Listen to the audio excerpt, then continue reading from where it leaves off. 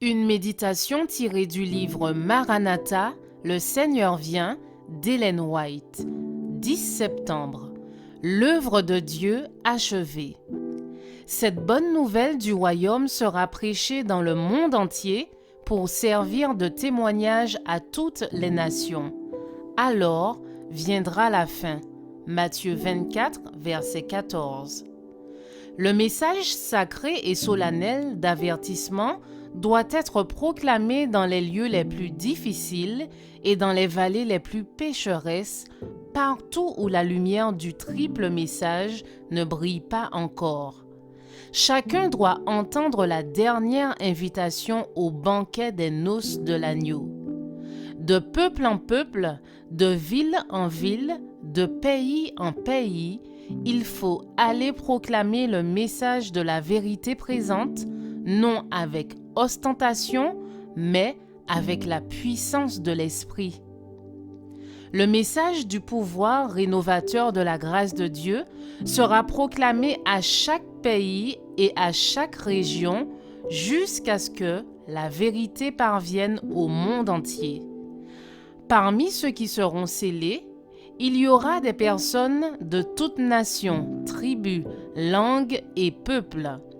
Des hommes et des femmes de tous les pays se réuniront devant le trône de Dieu et de l'agneau et s'exclameront, et ils criaient d'une voix forte en disant : « Le salut est à notre Dieu qui est assis sur le trône et à l'agneau. » Apocalypse 7, verset 10. La terre entière doit être illuminée de la gloire de la vérité divine. La lumière doit briller dans tous les pays et pour toutes les personnes. Et la splendeur de la lumière doit procéder de ceux qui l'ont acceptée. L'étoile du matin s'est levée devant nous et nous devons faire briller sa lumière sur les sentiers de ceux qui vivent dans les ténèbres. Une crise est juste sur nous.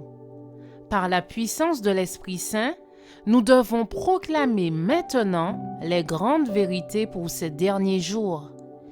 Il ne s'écoulera que peu de temps avant que chacun ait entendu l'avertissement et pris sa décision.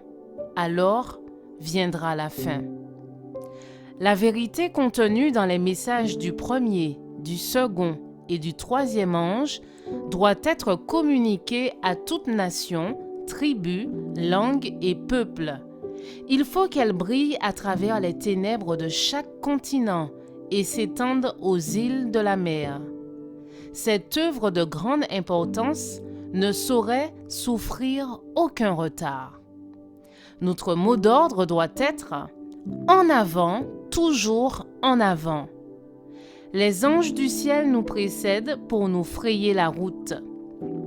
Notre mission en faveur des pays lointains ne saurait être abandonnée tant que la terre entière n'est pas inondée de la gloire du Seigneur.